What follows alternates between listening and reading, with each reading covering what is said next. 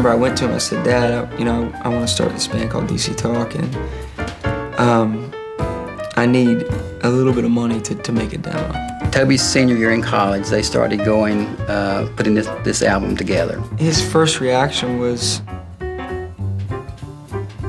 well, I don't understand it, and I don't understand why you're doing it, and I don't know if it's godly, but here's the money. They stopped by the house that weekend, and they did a little concert out on our back deck. When it was all over, the first thing I said to him, I says, you guys are crazy. And I'm shaking my head. Sure, I liked it, but I didn't think they'd ever make it.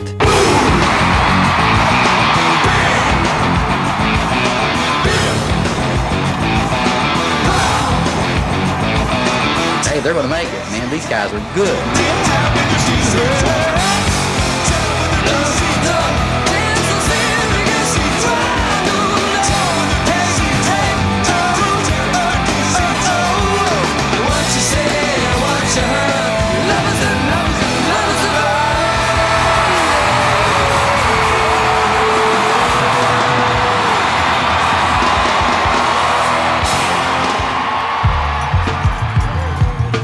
I remember my dad sat down with me and said, all right, we probably don't have the money to pay for college for you, so you're gonna have to focus on one of these sports. Maybe we can get you a scholarship. Toby played individual sports a lot, football, basketball. I said, well, I love basketball, that's what I want to play. I thought he was small. And he's like, I think you might not have the size to play basketball. And I said, I think it'll be baseball. He was quick, but he wasn't real fast. Well, I mean, you said no to two things, and he said, well, I would suggest tennis or golf. Okay, tennis. And he's like, I just don't know tennis, son. Still, you gotta play the net, you gotta be tall. And I said, well, I mean, are you telling me it's golf? And he said, yeah, I mean, I think you should focus on golf. That's what I wanted to do. So from 14, I would play golf every day. That's pretty hardcore to be telling a kid at 14, pick a sport because you're gonna get a scholarship.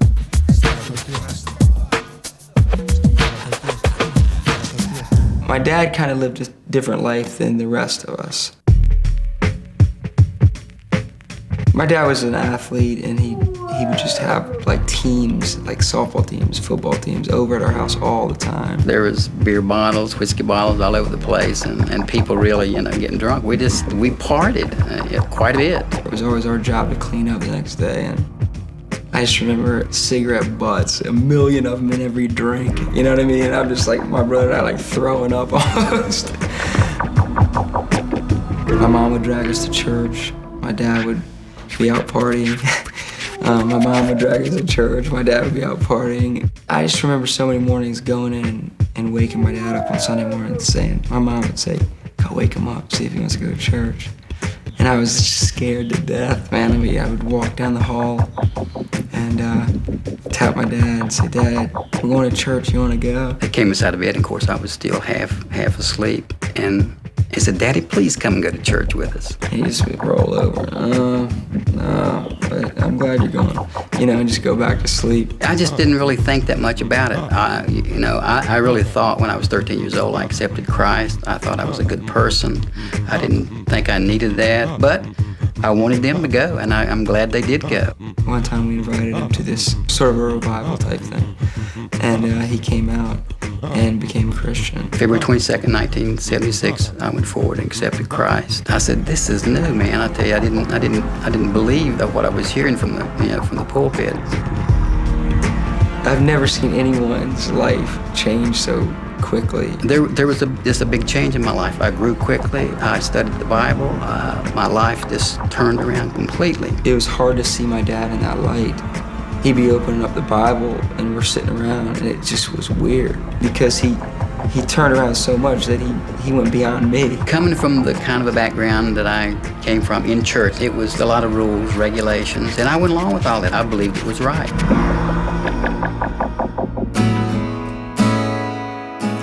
We weren't a very lovey-dovey family. There was a lot of love, but there wasn't a lot of affection. I wasn't quite as affectionate probably as most parents are, or probably that I should have been. It was a relationship where I'd come off the football field and he'd say, well, you did pretty good today, But if you could have just, you know what I mean? It just wasn't ever quite enough. I wanted to do the right thing all the time. I wanted to be perfect. I wanted to go to Sunday school and just be good kids. We loved each other, but it was more support than coming and jumping my dad's arms as a kid. There wasn't a lot of affection in my family growing up, the hugging and kissing, and it's just not a part of my background. I keep things within and don't really show it like I really feel it. I think God has been breaking that down. It's had to do with my dad letting go of some of the legalistic side of his turnaround and me kind of stretching him on the kind of things I'm experiencing. Being around Toby a lot and traveling with him sometimes on the bus, and he talked to me many times about how things aren't really like it was in our church. Recently, my dad's really learned about God's grace and his mercy. Sort of the guy that never let his guard down is much quicker with a tear, much quicker with a prayer, and much quicker with reaching a hand out in love and accepting love. I probably learned more from him than I did any time ever in what real freedom in Christ is. When my dad started to mellow out a little bit and start reaching out to me and loving me in the ways I wasn't used to, in touch and wanting to talk to me more often, I think that was hard for me to accept. There was an awkwardness of working through, this is my dad, this isn't the relationship I'm used to, but I need to be open to this. I love him and admire him for what he's doing today, and just so proud of him. It's unbelievable, and only God knows how much I love him and respect him for what he's doing. That love is his way of making up for the lack of that sort of love in the past. As I was growing up as a young boy, my father never told me that he loved me. He was in the hospital on his deathbed, and they said they were going to have to take the life support off of him. I said, don't do anything yet. Let's go straight to the hospital. And we went into his room. And I said, Dad, if you know how much I love you, just tell me now. Just squeeze my hand. He squeezed my hand, and I knew that he knew how much I loved him. And I know that the way Toby is today, he didn't see it in my life maybe, but I can see how he loves his wife and his son, and how affectionate he is, how intimate he is, and how he expresses it. And I wish I could have been like that. Now I appreciate my dad's brokenness and his desire to call me and tell me he loves me. It's a new kind of love from a person that I've loved my whole life.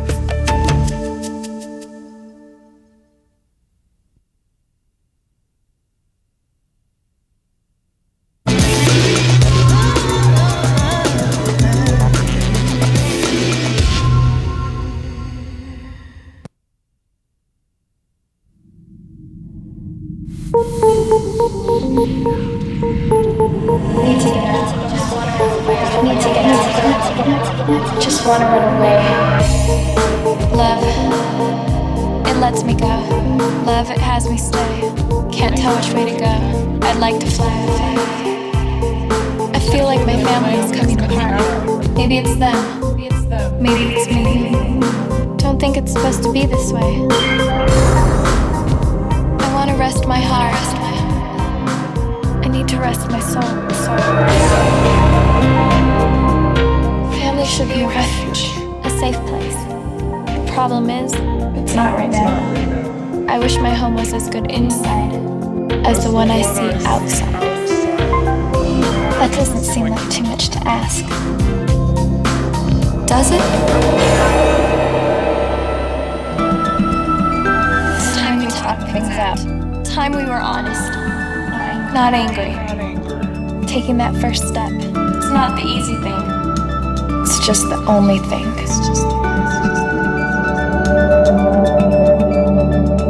Take me back home. Make my family whole. I'm gonna leave behind all I can't control.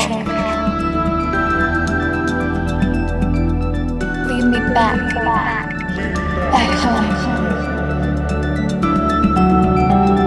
To a time when my mom hugged me. My dad said he loved me. And I did the same.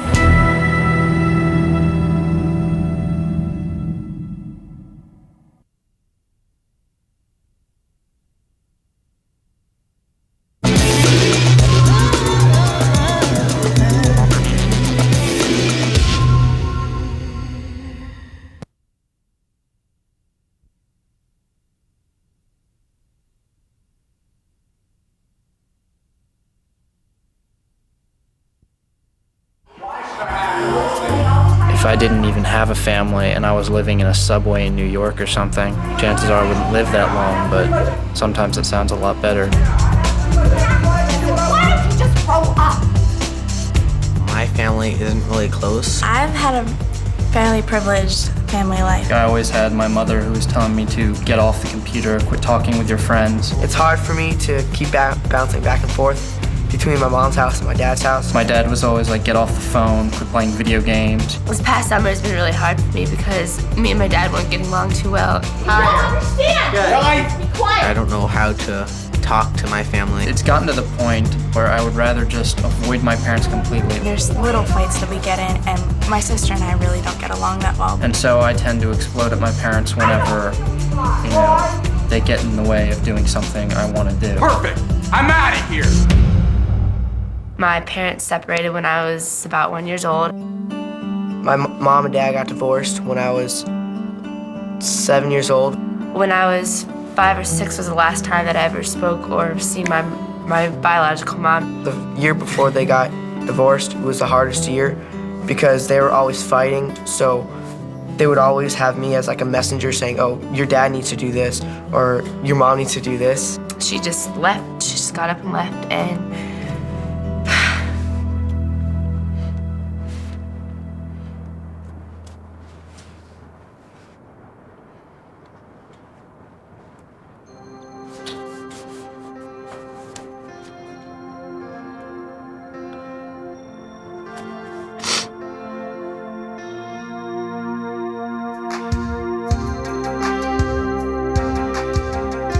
my dad got remarried to my stepmom, and about 3, almost 4 years ago, they separated. When they were fighting, it didn't feel safe at my house. I considered her my mom up until about 4 years ago when they separated. I only remember one that they had. Police got involved, they were physically fighting and that whole deal. It sounds funny now, but when I was there, I was scared because I was like 5, and they were fighting, throwing crayons.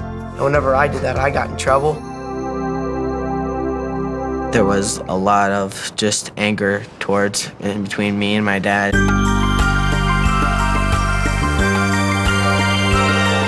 My parents, they want me to do well, they want me to succeed, and my brother and sister both did very well, and they put high expectations on me. We were always fighting, like almost any time we saw each other, daily fighting and yelling and cursing at each other. My parents then compare me to some of my friends, like, well, she got an A, so why can't you?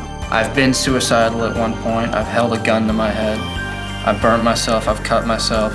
I've read entire guides and manuscripts on how to properly kill yourself. When I get upset, I'll just go outside and play basketball. I love playing basketball. I would do anything to play basketball. When my mom's just yelling at me, I'll just like blow it off, say that's her problem. And my relationship with God has helped me through all of it.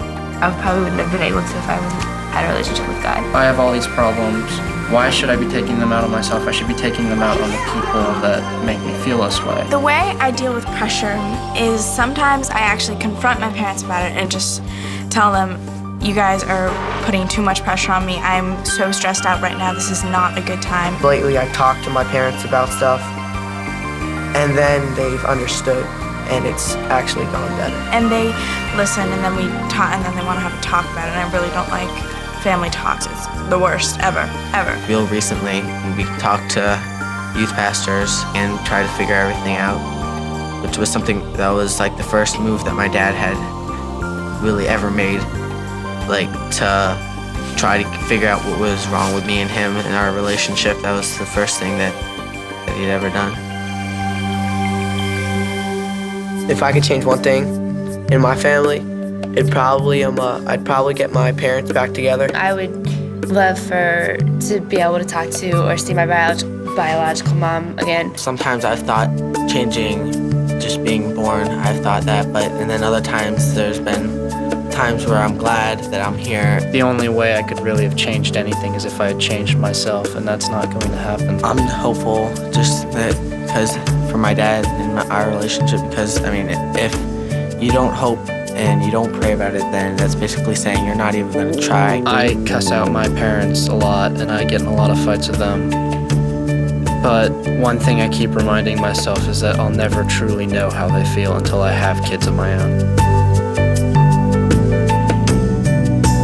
With my family now, I wouldn't change a thing that has happened with our whole family, because I think that all of the pain and everything that we've gone through has brought us all closer, and brought us all closer with our relationship with God, and just brought us closer as a family. Now everything's just starting to cool off after they've been divorced for like 4 years now. And it's really starting to get better, and now I feel like my home's getting safer. We have a great family, and I thank God every day for that, and I'm hopeful that will stay that way, because I want to have kids. I hope that I have wonderful kids and that I have a wonderful family. Hey, can I come in?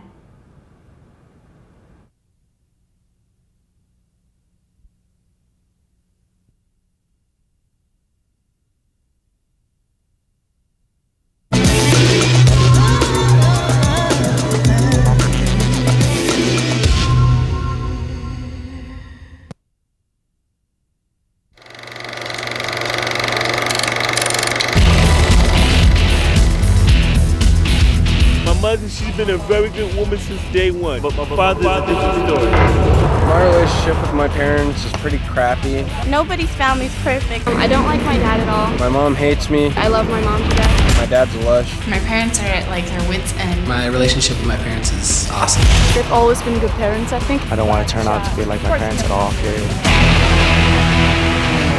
Here we go! What was your home life like?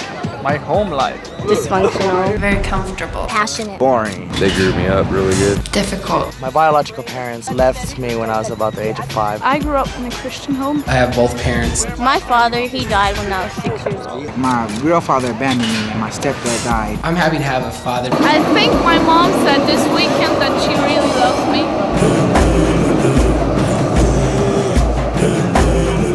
Family means someone other than related to me. I basically adopted my friends in this park as family. I always talk about my parents' marriage, and I say that I want to have a marriage like this. To describe as my family right now, there's a guy with a blue mohawk. They try to boss me around. They're old. They make me go to school. They're always in my business. Over strictness. They're always going through my stuff. Hey, I'm 18. I'm smart enough to make my own decisions. Like, I can do what I want here in Switzerland. I know what's right from wrong. They don't let me do things that other kids' parents let them do. They try to make me have a curfew. They try and argue back that most things don't start till very late. They say my curfew's midnight, and I'm like... She says you have to come home with the last train. To like vent, because I get so angry. So she gets on my nerve really easy. I guess God says you should obey your parents even when they have like totally stupid rules. People say I sort of have an authority problem. I'm a stubborn person to be around. When I step out of line, They get out the belt and they spank me. they're there to discipline me. Or most people say that it's abuse, but Ron said no. A hard head makes a soft butt. I'm tired of having a hard head. My parents is, divorced. With my father, I see him every 2 months. My dad live in Croatia. He is in Austria. And last year, I was seeing my dad once. It's not easy for me. I have missed a lot, okay? Because I didn't have my father. He often hit my mother. It was very hard. When he hits my mother, I feel like he hit me.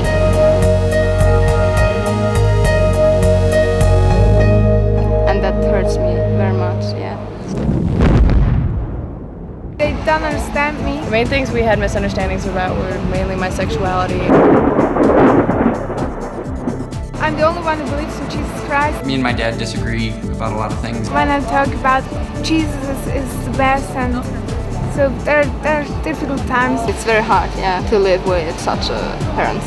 Who are you to tell me what to do when you've never even been there? They want for me to be perfect, but I'm not perfect, yeah. My parents were extremely abusive. My dad was always drunk whenever we went anywhere. My mom kicked me out 4 days after I turned 18 and then changed the locks. They got to the point of actually wanting to sell us kids for drugs. It's almost like babysitting my dad a lot because, you know, he would always be out of it, and I've taken her wedding ring and sold it. that just makes me mad. That really her off. And it upsets me that had to be part of my life. I find it really easy to talk with my parents. They know everything I do. They understand where I'm coming from. They know the life that I've lived. She's my mom, so I gotta listen to her. I can share with them everything I do and be completely honest with them, so they're like my best friends too. They're there for me for anything. They never give up on me. God is like the glue that holds us all together. I'm really thankful that they care about me and I'm not abandoned and an orphan and that I actually have parents. To get a good relationship with my mom, I think it would take Jesus coming down to earth again. I don't think that's happening anytime soon.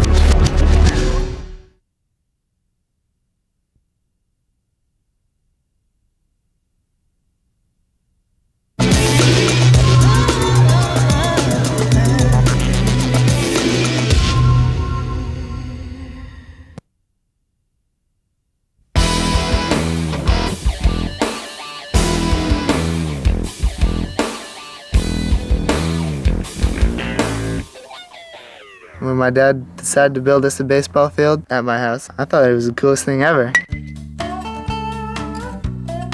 I've played baseball ever since I was like 3 or 4. And then a couple years ago, there wasn't enough just playing at the ball field, so I asked Dad if we could put one out here, and he loves baseball even more than I do. My dad will pitch to me every time I ask him to. My dad's arm is probably dead half the year because he throws so many pitches to me. But he still does it because he wants to see me do good in baseball.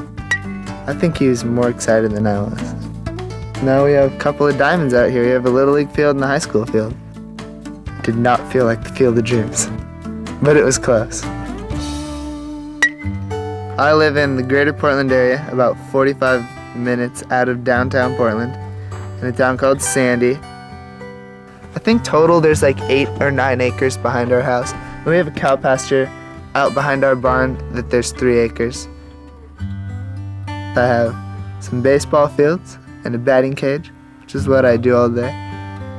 And during the summer I work in our nursery, and I'll be pruning or tilling or grafting, whatever my dad tells me to do in the nursery. It's my job. I think in most ways with my dad. He's a larger-than-life personality to me. I remember a couple years ago my dad went through chemo. He had cancer, and I was only 11 or 12. And I had to look at stuff that, you know, you shouldn't have to look at that young. And I was forced to face issues. It was scary because I didn't know what it would be like without a role model or without just that, you know, that big person that every little kid has. The one that you can just like hold onto his arm and nothing wrong's gonna ever happen. Well, and I have a strong family. Like, our family's real close-knit, our extended family. I think it was really a group thing that pulled us all out of it. It was still scary for me, just thinking about what it would be like without a dad. I really do feel like I have a good relationship with my parents, and I feel like I'm really privileged to get them. I think the most difficult thing for me in my family life is kind of feeling restricted, feeling like I'm not able to do a lot of stuff that my friends are able to do. I only had one real big challenge, and that was it was after a baseball game, a friend and I, we went up to a party and we drank at that party. And I remember that was the weekend that we were supposed to go up the mountain and go to a purity retreat. So there was a kind of an irony.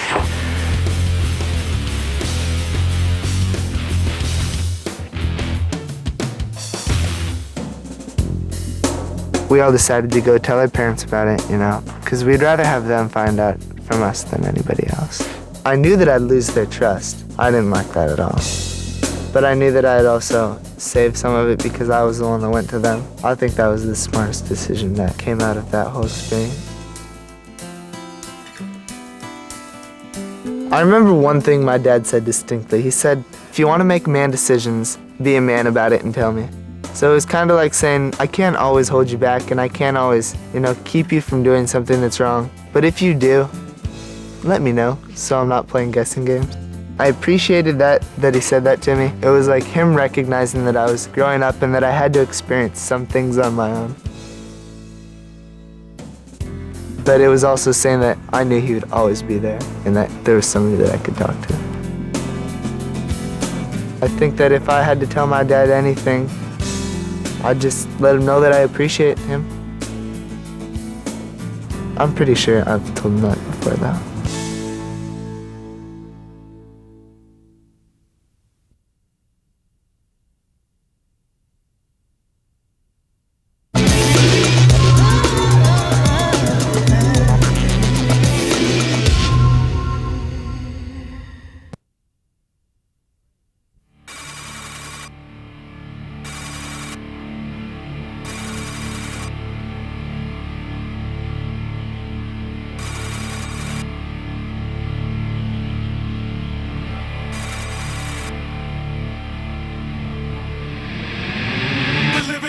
We're living an extreme day.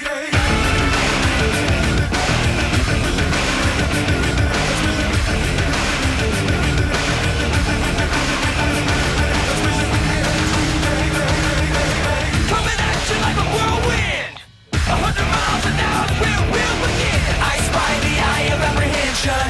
Show me risk and you'll get my attention. Come on, can you take it? Back to the grip, I make you wanna flip. Take my trip and you can bust your lip. I never fear 'cause I live fearless. Don't even think for a second you can get with this. Come on, I never fake it. Come on, these are extreme days.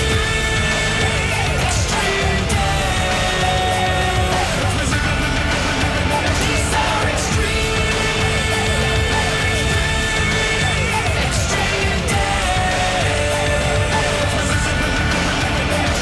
I'm a freak from the birds at the chocolate city. Luther Jackson was my middle, Pine Ridge, my elementary school of hip hop. 1979 at Sugar Hill, had the skills that taught me to run. Got a gift to kiss and I tripped on that way.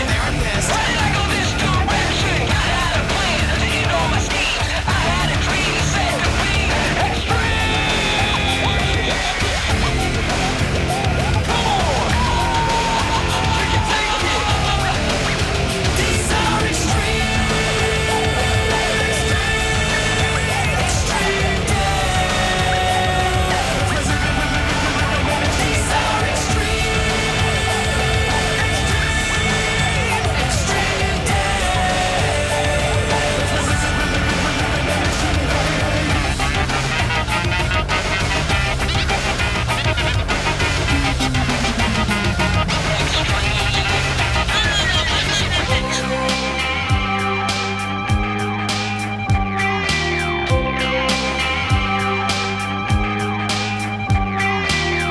Have you managed to handle our situation? Your girl's more powerful every day.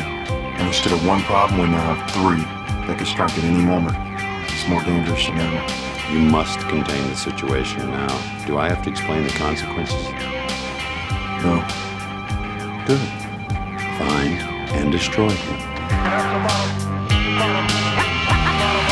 Just the other day I saw a kid who flipped his hat to the back and he called it a lid. You know what else he did? He stacked books from the floor to the ceiling. Said something about trying to get to heaven. He was only 11, but he climbed to the top with outstretched arms and he screamed at the top of his lungs. Move out my way, give up the night.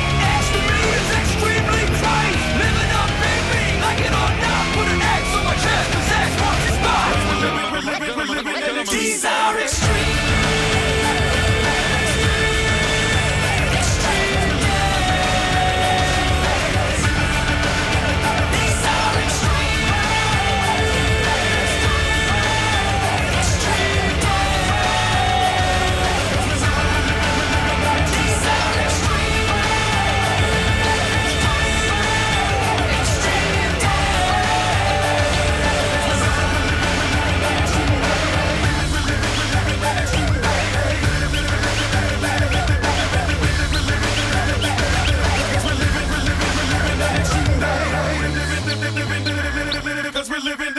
Boxing Day, day, day, day, day.